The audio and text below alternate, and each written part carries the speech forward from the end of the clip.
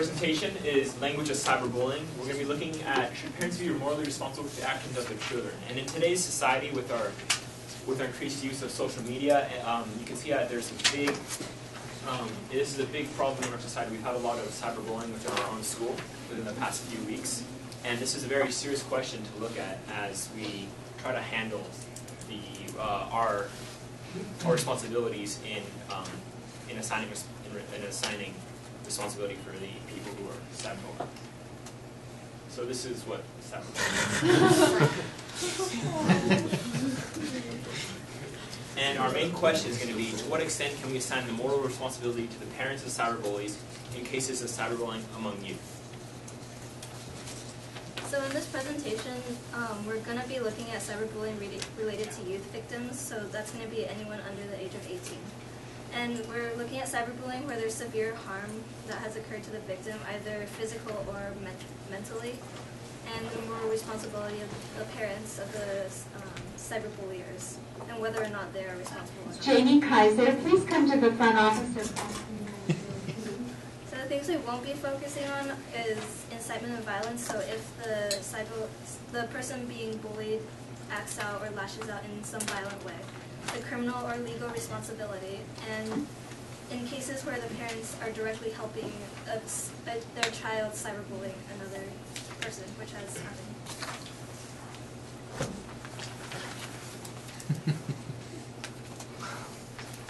So some of the relevant terms to this presentation is cyberbullying, which is, according to the stopbullying.gov website, is the unwanted aggressive behavior that involves a real or perceived power imbalance that takes place using electronic technology.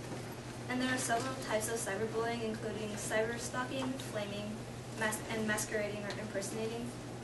And these three definitions are on your handout. And so cyberstalking is basically just when you're stalking a person over the internet or any sort of technological use. And flaming or public aggression is when you're deliberately posting hateful things or inflaming comments on a public site where everyone has access to view these comments. And masquerading or impersonating is where you're taking on a different identity than who you are. So our relevant ethical language, we're going to be focusing on Kantian deontological ethics, which is basically examining the inherent properties of an act itself and interpreting moral or ethical obligation from an action.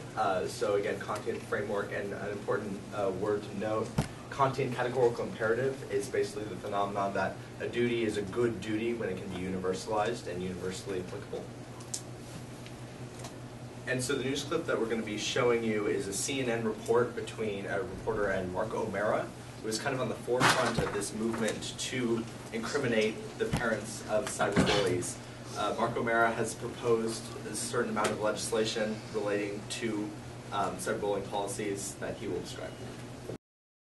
Families all across the country have called out for more laws, better ways to hold people accountable in these situations to help the problem stop. Well, there may be a solution. Let's bring in criminal defense attorney and CNN legal analyst, Mr. Mark O'Mara. He is on the vanguard of this. He's drafting a new law that would hold parents accountable for cyberbullying, and he's joining us now. Mark, thank you very much for joining us. It's good to have you on Morning, New Day, Chris. especially for this reason. Great to be back. Let's take one step sideways and use some legal analysis. Give us an idea of the legal landscape nationally, specifically in Florida where this happened. When are parents criminally responsible for the actions of their children? Well, we know, for example, in Florida, they're criminally responsible if a child gets to a gun and uses the gun. We hold the parents responsible. There are some statutes that have been interpreted to say if a child gets to a car and uses a car, the parents can be criminally responsible for that.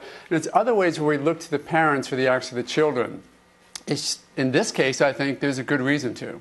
Why? Make the case, because you know the other side is kids will be kids. You can't control them. Nature versus nurture. You lose when they get outside in the world. You can't hold parents responsible. What's the other side? Well, the other side is we make sure that parents get their kids to school. Parents can be held liable for that. We have other responsibilities that the parents have to do on behalf of their children. The reality is that the internet is a wonderful thing, but it's like a knife. It can be a scalpel. It could be a deadly weapon. And when we look at a case like this, we look back and say this wasn't an isolated event. If the parents were not aware of what this child was doing, they should be, and they should be held responsible. We now have an opportunity, an obligation to look at what our children are doing online and to make sure they're doing it responsibly. Parents have the responsibility for their children. It now extends to a brand new landscape, the internet. So what would the law be? What would the punishment be? I think we have to be realistic. And like you say, kids will be kids, and we have to look at those cases where the parents have acted sort of in a grossly negligent way, where we can look at the facts of bullying and say, if the parents didn't know, it's their responsibility, it's their fault. Parents, I think, have a responsibility to be aware of their children's online presence. If it's a one isolated event, certainly that can't be held responsible. But in a case like this, where it happened for 11 months on various different landscapes or platforms of social media, the parents have to take on the responsibility. They can't just sit back and say, I'll close the desktop or I'll take off the cell phone away from them. They have to look at it and be realistic that this can be a very dangerous tool. And this truly is the example of how it can be. This child did not have to die. Absolutely true, but let's push on the facts here. The parents say, one, their daughter didn't do any of this. This Facebook message that showed this gross indifference to the kid dying. Allegedly, the teenage girl who's been charged put a Facebook post out that says what you read on your screen there. They said she didn't send it. They say that she was hacked. They say they checked her Facebook almost nightly, which is somewhat remarkable. They say the school never said anything to them about any bullying. If they're telling the truth, do you think they fit under the idea of culpability? If they are truly telling the truth, that they were in fact diligent in keeping track of what their daughter was doing, then maybe they're not responsible and they shouldn't be. I'm not sitting here saying we have a death, we have to have a responsibility. But what I do know is that this case seems to be the poster child for a situation where this girl was able to get away with cyberbullying for 11 months, and we have to look at those who are responsible. If it was happening in a classroom, we would say to the teacher, how can you not know? If it was happening from the gymnasium, we talk to the gym teacher. If it's happening at home or in those areas where the parents have specific responsibility, let's not forget, the parents probably set up the Facebook account for this child, then we have to know that the parents can be responsible for it. It's just, it's new, and we understand that there's going to be a learning curve, but that learning curve should not have the victims like it did have in this case. And by the way, the sheriff says this happened in the real world as well. It happened at school. The kid had to be moved from schools. They had to switch classes around. A lot of heavy allegations here. Pay attention. We're going to retouch on a lot later in our presentation some of the key words that Mark O'Mara uses, like grossly negligent, and he also mentions the words willfully blind. Just kind of keep those in your mind and keep those in your mind in the context of some of the claims that he's making in that presentation. Okay, so looking at some of the background of cyberbullying, in this new age of technology, most cyberbullying circumstances happen anonymously, where there's a shield that can mask a person's identity. And with this mask, usually there are more and more hurtful comments being thrown out there because their identity is supposedly shielded. And so looking at some statistics, the most commonly offenses that have occurred in these specific areas are mean or hurtful comments that are posted online, rumors online, or threats through cell phone text message. So a lot of this was covered in the video that you just saw, but again, so this is the Florida defense attorney, Mark O'Mara, who was involved in the George Zimmerman trials, and his statement is that we should be able to situationally, conditionally incriminate the parents of cyberbullies. And this is in response to the Rebecca Sedgwick case, which they described somewhat in the video. It was a period of over 11 months in which 2 girls had been cyberbullying and Rebecca Sedgwick in Florida, and that ultimately ended in her suicide and now legal allegations towards the parents of the 2 girls. This has already been implemented other places in the world. In Nova Scotia, Canada, there's what's called the Cyber Safety Act, which is a controversial measure, and there are definitely pros and cons that other people will discuss. But the law does exist, and it can hold parents civilly liable, which is slightly different from criminally liable, but the obligation and understanding of responsibility still does exist.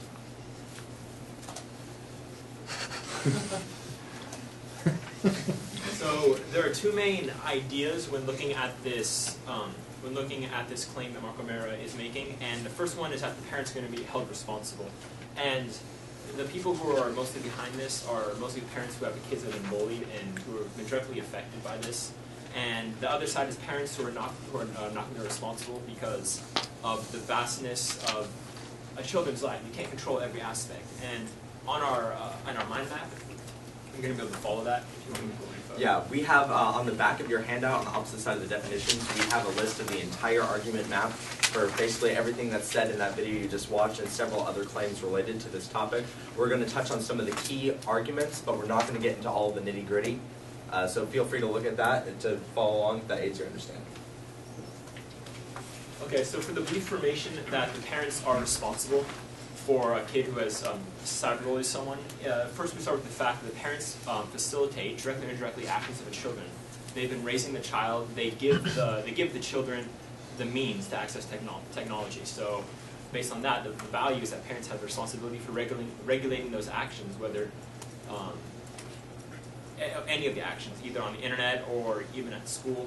And then parents morally are responsible for children's cyberbullying, and that's the conclusion that you reach if the parents are directly responsible for the actions of the children, and that they should regulate those. So the real world position on this is that you can see that in Mark O'Meara's quote: "If a child kills someone while operating a parent's car, the parents can be held responsible. If a child kills someone while using a parent's gun, the parent can be held responsible. If a child breaks the law using a computer or cell phone provided by the parent, how is that different?" So you can see it's a very direct use of analogy to show that the parent should be regulating or has a responsibility to regulate the technology because it can be used as a weapon. And then continue, he says, if in fact a mom and a dad act in a grossly negligent way or are willfully blind about what their kids are doing, then they should be held criminally responsible. He said that the weapon can be used as a great tool, but as well as a weapon. And as in the analogy, the weapon has to be regulated. So when it gets to the point that it's a weapon, then it's very imperative that that weapon is regulated. Now the other side of this debate is that the parent should not be held responsible, and the fact is that the limitations of the parents' ability to effectively monitor their children is great because the internet is such a vast device, and there's so many ways to access that it's not feasibly possible to access 24/7 the technology. So the value is that it can't be entirely morally accountable for the children, and that the parents, the end value basically for the parents of cyberbullying should not be held responsible. So when looking at the real world position, it's kind of attacking the idea of the analogies by saying that they're false analogies, because not all household items should be considered dangerous, even if they're used in a harmful manner. If there's a baseball bat at home and a child uses a baseball bat to harm someone else, are their parents responsible for that? So they're saying that the analogy is not made in an accurate way. And that was said by a clinical professor of law and co-director of a law clinic, Paul Bennett.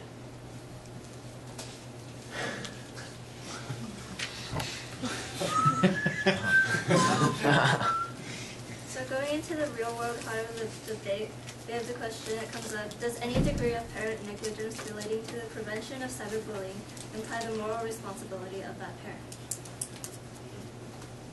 So leading into our KI, we first look at the specific language they use to determine ethical responsibility and moral responsibility of the parent of the child. So we use reason in order to evaluate whether or not the specific language used by any claim is relevant or specific or not. And so we come to the conclusion that reason is necessary, but it's not sufficient for evaluating whether or not the ethical language is correct. And so our KI question is: in what ways is reason necessary for evaluating moral language and assigning moral responsibility? All right, now we get into the nitty-gritty. So going back to what I told you to hold on to, some of those key words that Mark O'Meara is throwing around in these claims. The specific words that we're going to be focusing on are grossly negligent and willfully blind. As we're going to explore, these terms are a lot more than just classifications. These are packed with all kinds of accusations and implications that we're going to dive into. So if you want to turn your mind maps back to the front page, now we're going to switch over into the TOK world, and this is a KI map. It follows sort of one side of the argument, but we're going to be exploring several different claims related to this argument that are diagrammed out by the numbers that are going to correspond with the numbers of the claims you're going to see on your slide. And I don't believe they're color-coded, but it should correspond. It should say support or oppose. Go for it. All right, so our base claim that we're going to be stemming from is that reason can be used to objectively evaluate appropriateness of moral language. So saying that terms like negligence or willfully blind can be verified by reason to be applicable or not applicable. That's sort of our assumption of our argument. Then we're also assuming that reason can be used to verify applicability beyond a certain level of reasonable doubt.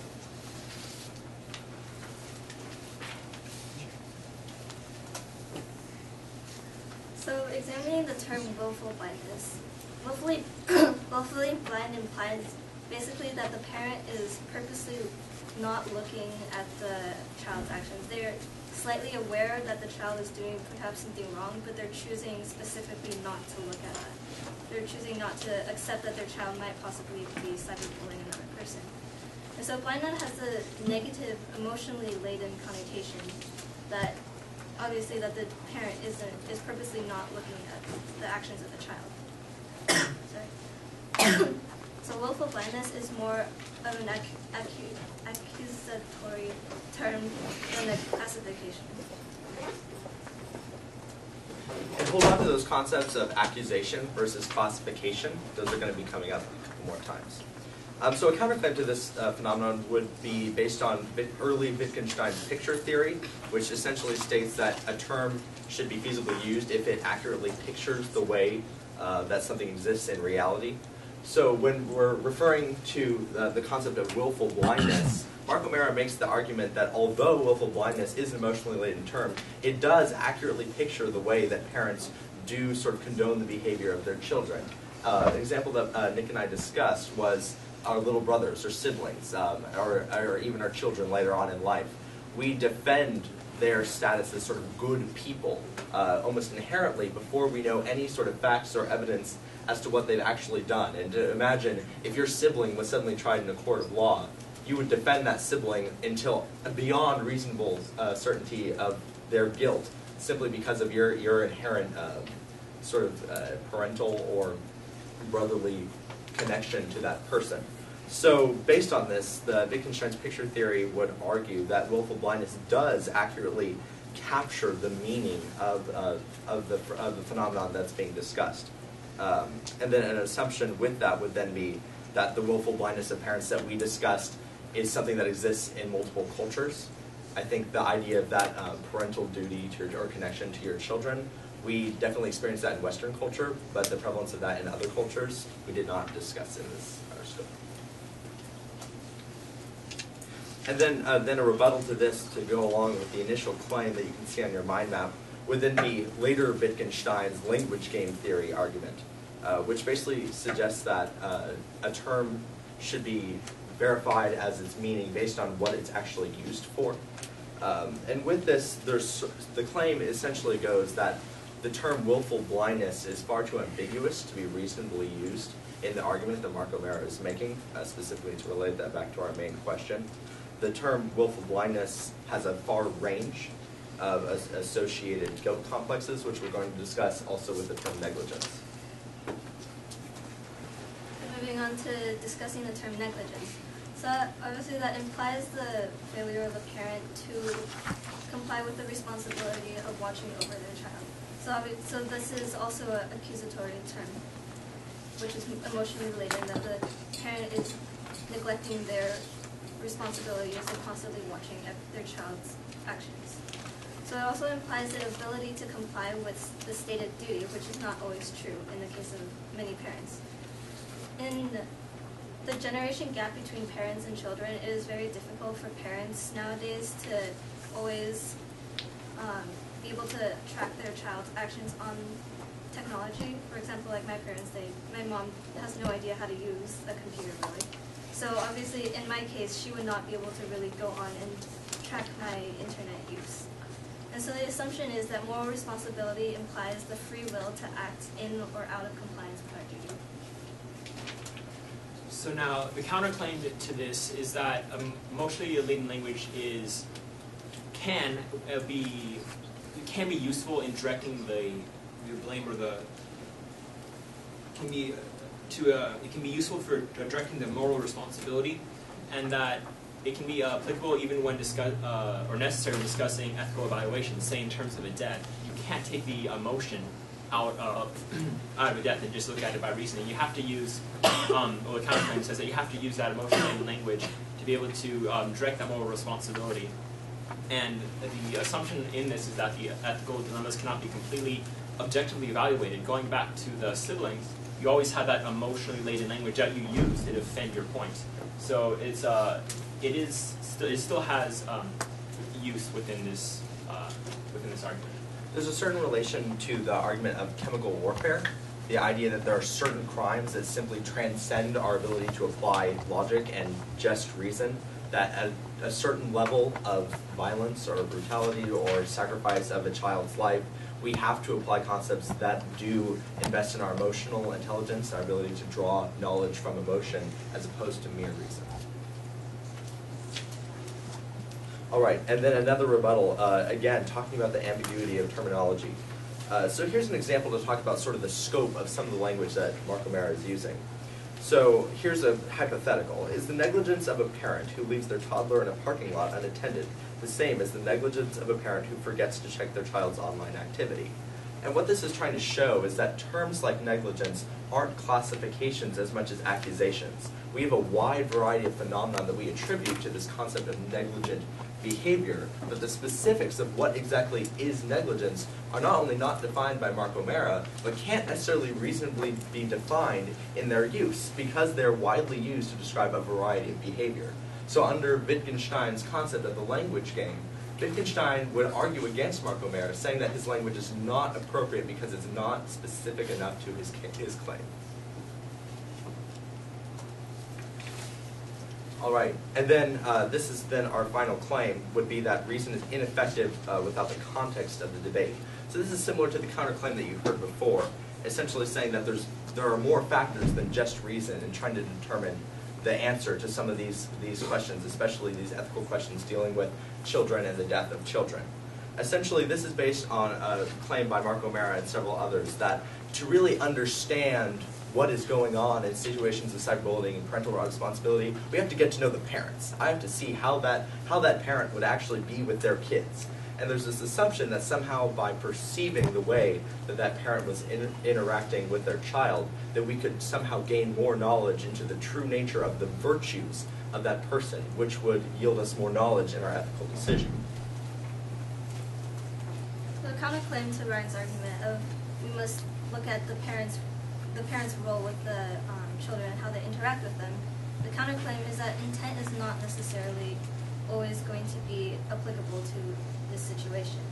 So the evaluation of moral character is largely irrelevant to assigning moral responsibility because we cannot always know the intent of each person and why they may have possibly sent this cyberbullying comment. For example, a person might think it's just for fun, while the person who receives this comment perceives that as extremely hateful. There are two sides to this, where the intent is not necessarily always applicable to each situation because it might not always, you can't always determine the intent of it. All right, and now the application of our AOK. So to sort of broaden out a little bit, so the accurate evaluation of moral language is essential to the evaluation of ethical duty. Essentially, our argument stems, we're talking about deontological ethics, the evaluation of is an act good, inherently good or inherently bad.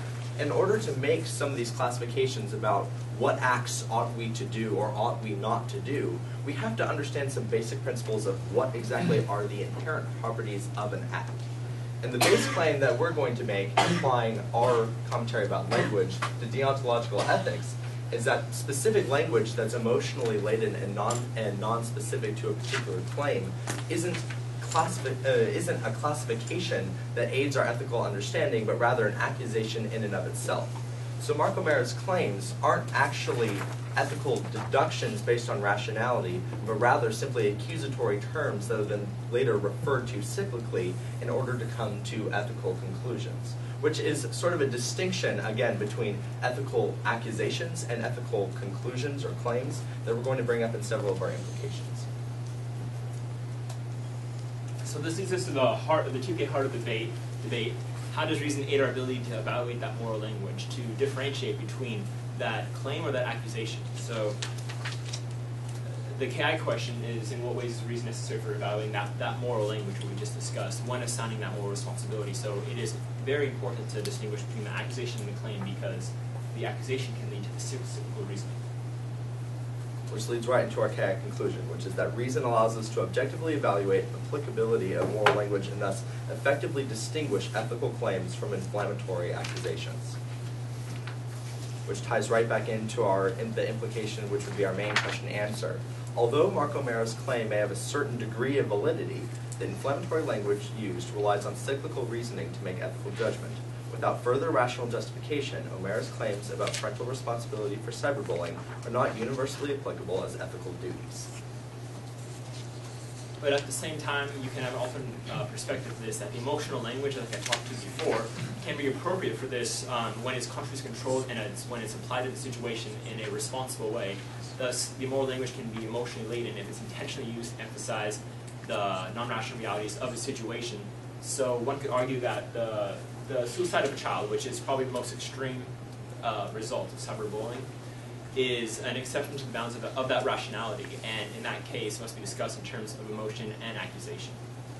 And this is based off of Mark O'Mara's base claim that somehow child suicide implies a separate rules of reason and logical deduction and ethical frameworks, similar to chemical warfare, that sort of transcend those normal bounds of how we deductively come to ethical arguments. So one of these implications is in gay marriage, where you see that a lot of organizations that attack gay marriage use the cyclical reasoning. So one of the claims that, according to the view, the same-sex marriage isn't just bad policy, it's a conceptual confusion, fashionable only because the sexual revolution has so badly distorted the proper understanding of sex and marriage. So they might say that gay marriage is impure, and because it's impure, but the cyclical reasoning is that the accusation is that it's impure, and they're relating impure to bad, so they can't actually escape that. They're not using any reasoning to distinguish that accusation based on an ethical claim. And similar to the word fashionable implies the choice of gay marriage. There are implications or assumptions as far as the nature of the debate that are not inherently stated in the argument, or not necessarily, in fact, factually accurate, and then implications as far as the desire or somehow some sort of craving for this phenomenon, which is an accusation in itself, not an ethical claim. In confusion, if you look at that, it's assuming that there is a previously conceived idea that's correct, and that they're just misguided by some factors. So that's where you really want to distinguish between that accusation and that claim. The next implication is looking at abortion, which is again a very controversial topic. And so one of the quotes we have is from Mother Teresa, who is speaking about abortion. It says, "But I feel the greatest destroyer of peace today is abortion, because it is a war against the child, a direct killing of the innocent child, murdered by the mother herself. And if we accept that a mother can kill even her own child, how can we tell other people not to kill one another?" So in this quote, this is a very emotionally laden language with the use of her saying the destroyer of peace, the mother is directly killing the innocent child. And so this isn't a rational deduction, because this emotionally laden language already sways the listeners as they hear these terms being used. There's no way to step outside of these specific connotations that these words give. And here's sort of a funny implication. There's a website that exists, it's called thetruthaboutiv.com, and essentially consists of consistently fallacious understandings of what IV is and why it's bad. And this specific framework of understanding is trying to criticize IV as being zealously religious. And this is the language that's used to define that statement. It says, the IV believer profile serves the purpose of a religious creed or confessional statement. The purpose of the program is not to identify or study international mindedness, but to produce in it program participants in whom it was previously absent. There is a certain missionary zeal in this objective. And although this is a more obvious example, this is a great way that we can start unpacking the ways that language is used to make ethical accusations that have the facade of an ethical claim. The word zeal, especially missionary zeal, as a sort of a facade classification of this argument, already has an accusation built in. Zeal implies a certain enthusiasm or a certain ulterior motive that somehow this program might have that's never explicitly stated in the language of the claim, but is implied by the words that are used. So see how easily we can start to evaluate some of these more controversial claims as actually having more claims built in to the language than are actually prevalent in the argument.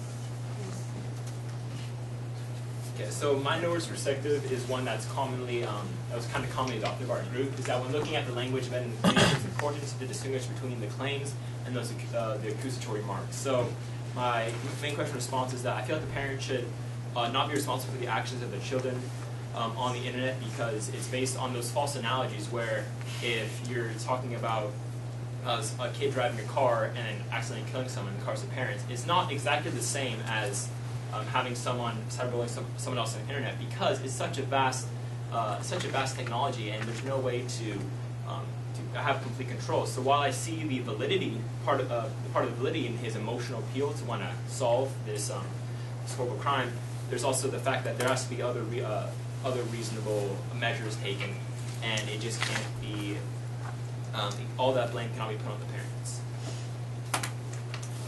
And so for my way of knowing is reason and also perception of those crimes, or of the cyberbullying. And AOK is ethics, the claims versus the accusations. And the personal connection is that within the past for the past year here at Columbia River, we've really made it an objective of ours to solve cyberbullying. You've seen Donnie in the assemblies really have a focus on that, because I know it's affected him in his life personally. In terms of the school, it's very, very important to us. So that's my personal connection. And so for my notice perspective, for my KI response, I said that reason is a necessary tool in evaluating the moral language used when assigning the moral responsibility. So with the use of reason, we're able to understand the way the language they use is being used to assign the moral responsibility. For example, in Mark O'Mara's claims, as he uses willfully blind and negligent. By using reason, we're able to understand that these terms are so emotionally laden and have these connotations to them that they aren't necessarily used in the correct way to assign a moral responsibility. And so for my main question response, in certain cases, moral responsibility can be assigned to the parents of cyberbullies when we are looking at the cyberbullying among the youth. In situations using emotionally laden language, the moral responsibility can't be assigned without the clarification of objective standpoints. So that's basically looking at how the emotionally laden language is being used in the accusation. And so I used reason and language as my way of knowing, and ethics for my area of knowledge. And for my personal connection, I have been a victim of cyberbullying and cyberstalking. As I have an account on Tumblr, and this one girl basically sending me threats that I should kill myself and whatnot, and I got her reported and deleted, but she came back, made a new account, and continued to send threats until I got her deleted again. So that's my, and obviously in that example, I think that if their parent had been tracking their child's activities, and if I had been even more emotionally unstable, that could have potentially caused me to go in a psychological downfall. So my notice perspective is very similar to my teammates. Essentially, the biggest way that I see reason helping us to evaluate the applicability of a lot of this language is in this distinction of ethical claims and ethical accusations, which, as we showed in our implications, is hugely applicable to a variety of complex language that's being used in a lot of controversial arguments that we hear flying around in the hallways and on the media screens every day. And then, again, relating that to my main question and answer, I think there's a lot of validity in the statements that Mark O'Mara makes, but his lack of specificity and accuracy of his language, as we revealed in our presentation, removes the validity of his claims as a whole. So my ways of knowing are reason and language, then my AOK is ethics, and I also have been a personal victim of cyberbullying, and I have many friends who have been victims of cyberbullying who have stark opinions about whether or not the parents of the people who have attacked them in this way should be responsible or should be more aware of their children's actions. So here's our annotated bibliography. That's all, folks. And the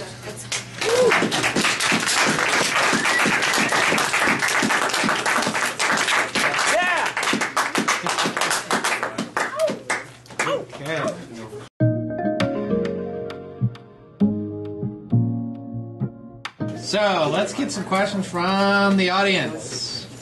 Okay, so I just have a brief question. Hold on, before you start, just a reminder: don't be marking scores until after the end of the Q&A section, because you need the Q&A section to help you decide what your final scores are going to be. Okay, so listen. Okay. Sorry. When you defined your terms, you said that, and then Sharon talked about it briefly from Nora's perspective, about the idea of cyber stalking being a form of cyberbullying. Now we hear about, oh yeah, I Facebook stalked that person last night all the time. But it typically isn't something that has implications or harms for the person who is being tracked online, as your online profile is something that you almost expect people to be looking at consistently. So I'm curious as to when you consider cyber stalking dangerous and thus applicable to this one.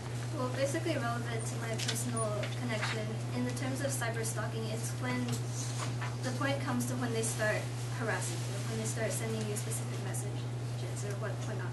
I mean, obviously, I'm sure that all of us have probably stalked each other on Facebook or Twitter or whatever, because I'm sure that people just kind of go through and read things, and you know that happens all the time.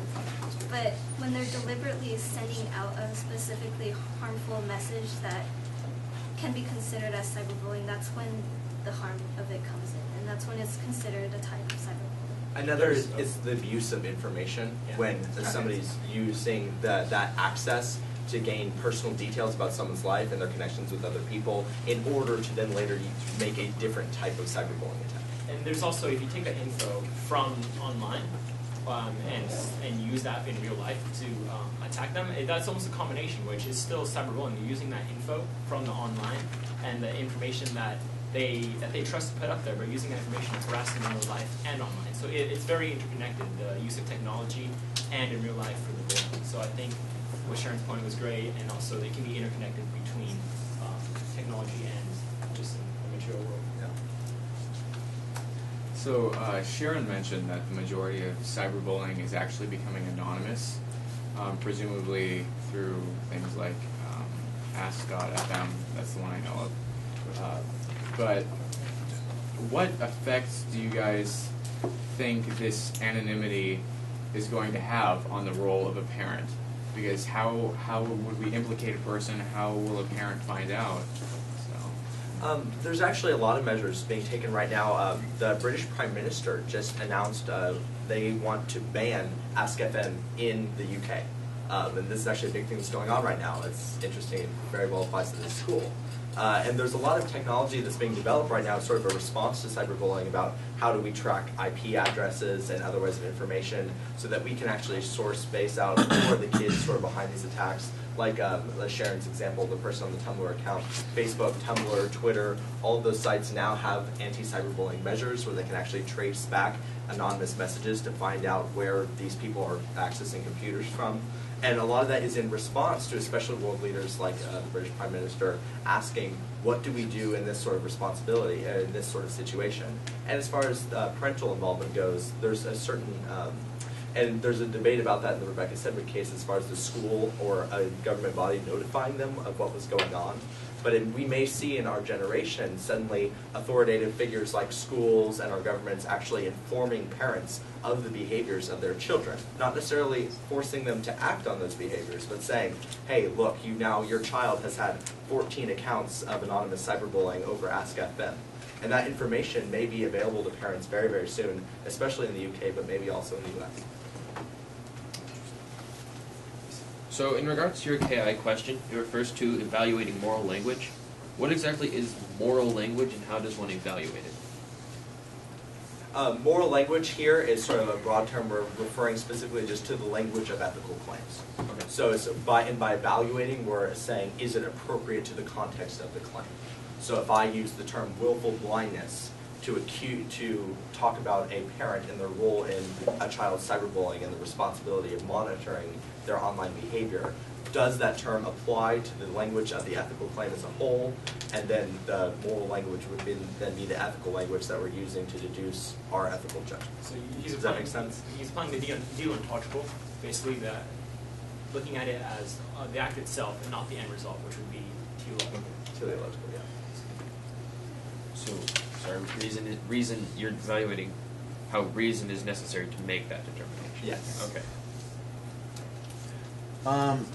So in regards to the answers that you guys came up with for your KI question and your main question, I'm wondering if there were like...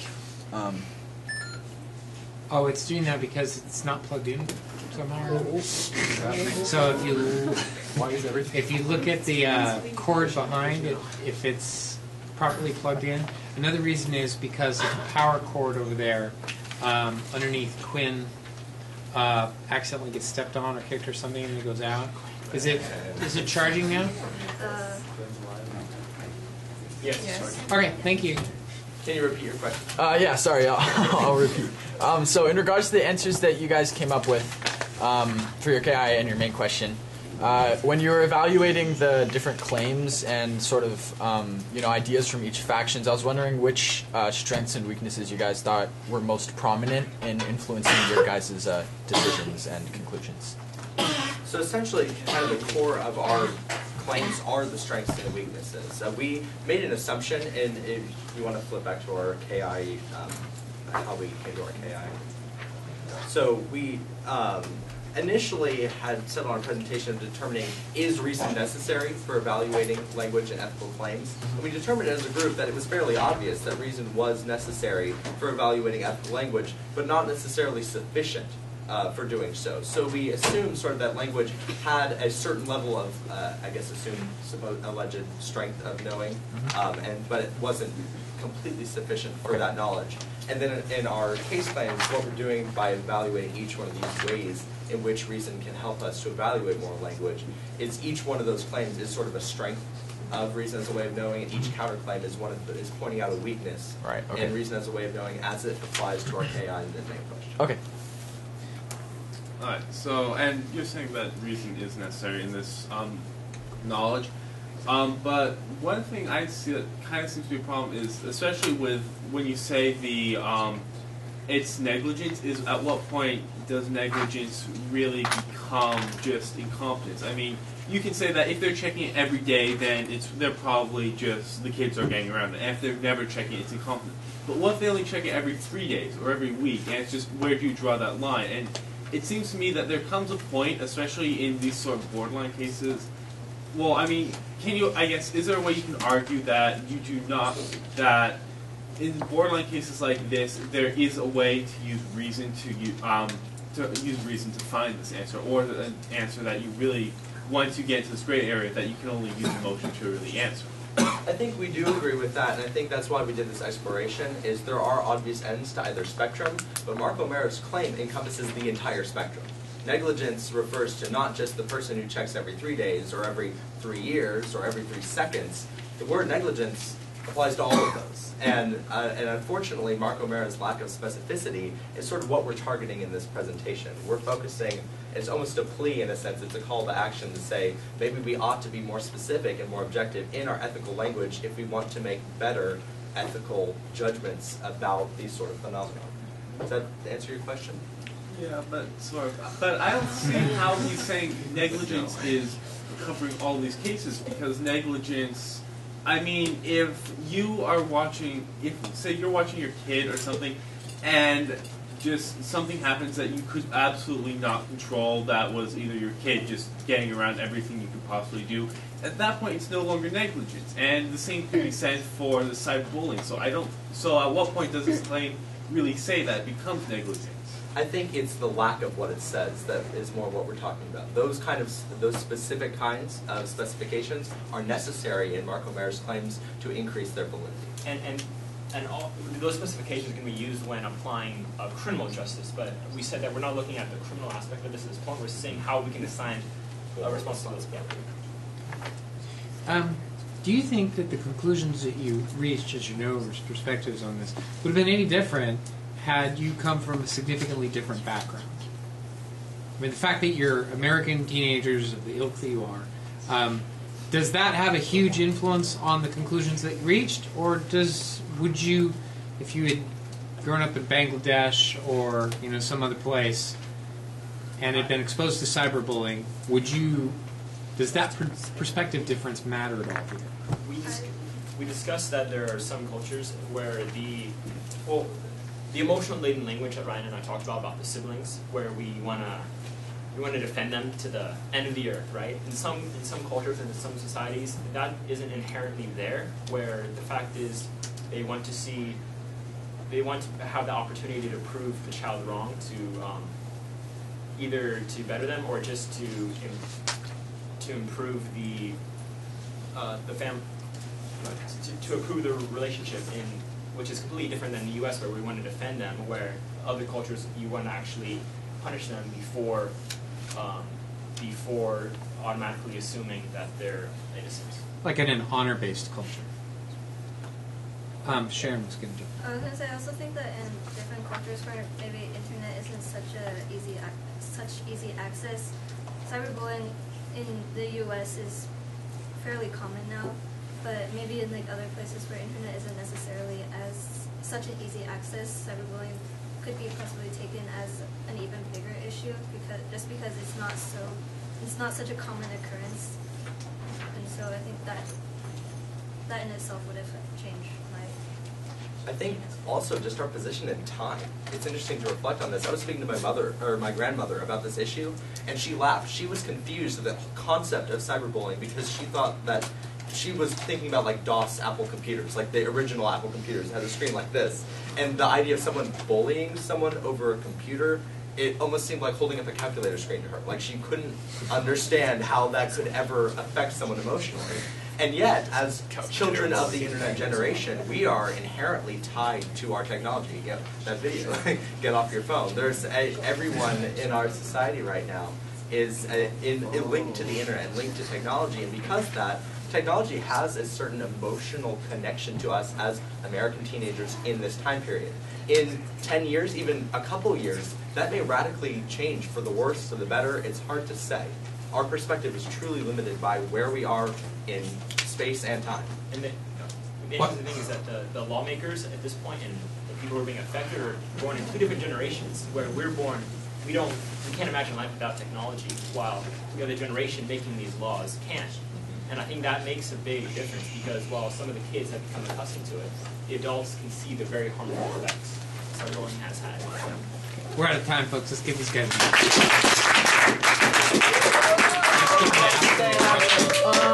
I have a question for Sharon. Sharon. Okay, I just want to ask you, hey, kind of how to do with... Hold on, guys. So, Leo's asking a question here, and you can leave, just do so really quietly, okay? Okay, so it kind of has to do with the question that Mr. Anderson had asked you guys about from different backgrounds, but it's a little more limited to our culture. And I wanted to ask you in relation to your personal experience with the cyberbullying. You know, from your perspective, obviously that was pretty traumatizing, and it was, you know, pretty clear to you that, you know, if their parents had been more active in the child's life, that it would have been better, and that the parents shouldn't have been held responsible. But I wanted to ask you if you think that you'd been in the same situation, but you had been the parent of that cyberbully, and you were like, okay, a fairly responsible parent, and you know, you didn't really see too much of a reason, you know, to distrust your child, and you know, they're going on the internet just like every other child does. If you think you might come to a different conclusion with your KI question or with your main question than you did in this investigation. Well, I think that in person, I think that goes to one of the assumptions that we had, which is that parents can't 24/7 watch their child every single act. I mean, that's impossible. Like, my parents are doing it right now. Like, they're not watching me seeing as I speak. But I think that in a case where, as you mentioned, I think that would change a little bit because as a parent, if I were the parent of that child, I wouldn't, I mean, I think I personally would probably blame myself for not checking, but at the same time, there's so many reasons of why I wouldn't have thought to check. And I think in a lot of instances, like, a lot of kids, like, they act very differently, say, at school than at home. And there's kind of, like, two different personalities, and some people are very good at hiding one, say, like, one part of the personality that their parents can never see. And so in those sorts of instances, I think that, yeah, my answer probably will. Okay. I wasn't able to tune in perfectly to that answer or to the whole question. The last thing I was just going to ask you was, do you think your answer to the KI question would be the same if you all over the world? Is your answer to this KI question a universally applicable answer? I would say that much more than our main question answer is yes, because I think what we're evaluating is almost sort of a broader concept of just applicability of language in ethical claims and in ethical frameworks. I think in a large sense, our entire topic is sort of centered around the concept that when we're making ethical claims and we're making ethical judgments, we have to be specific about exactly what conditions we're referring to avoid these broad generalizations of somehow sort of universalizing all ethical situations into one category, like Mark O'Mara does with negligence or willful blindness. We can't make accusations within the language that we're using to make a statement without being limited by the accusations that are inherent within our argument. I think that exists in all languages, in all cultures. I think that's, in a sense, it's a rationally based argument. Whereas I think our main question conclusion referring to that being necessary and the benefits of that in distinguishing between accusations and claims is applicable, just not necessarily our understanding of Mark O'Mara's specific argument.